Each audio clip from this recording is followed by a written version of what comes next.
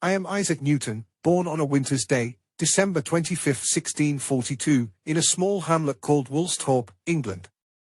My arrival in this world was marked by fragility, a premature baby, so small that some thought I would not survive.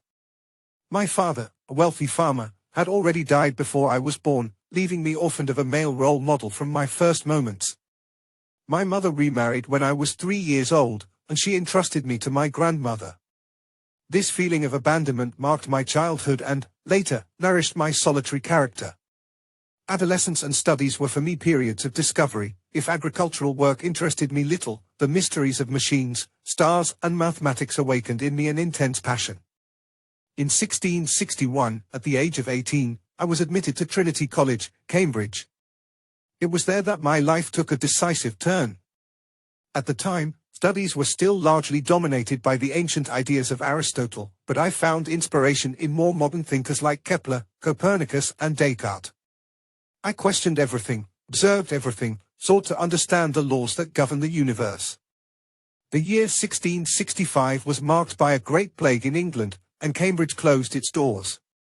I returned to my mother's house in Woolsthorpe. It was there, isolated, that I experienced what I consider to be one of the most creative periods of my life. I discovered the basics of infinitesimal calculus, laid the foundations of my theory on light and color, and thought deeply about gravitation. Legend has it that an apple falling from a tree made me understand the universal law of gravitation. Although exaggerated, this story symbolizes well my obsession with the links between celestial and terrestrial phenomena. On my return to Cambridge in 1667, I was elected a Fellow of Trinity College, and 2 years later Professor of Mathematics. My research on light culminated in 1672 with my demonstration that white light is composed of a spectrum of colors, revealed by a prism. But it was my work in physics and mathematics that etched my name in history. In 1687 I published my magnum opus, the Philosophiae Naturalis Principia Mathematica. In it I formulated the laws of motion and explained how universal gravitation governs both the falling of apples and the motion of the planets. It was an intellectual triumph, a cornerstone of modern science.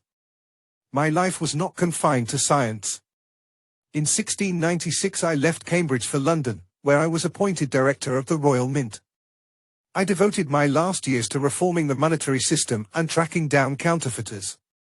In 1703 I was elected President of the Royal Society, a position I held until my death. My influence extended beyond scientific circles. I had become a symbol of reason and enlightenment. I died on the 20th of March 1727, at the age of 84. I was buried with honours in Westminster Abbey, a rare privilege for a scientist. My legacy lies in the fundamental laws that continue to guide humanity in its quest to understand the universe. I am Isaac Newton, a man obsessed with knowledge, passionate about the mysteries of nature and convinced that every phenomenon, no matter how complex, can be understood through reason and science.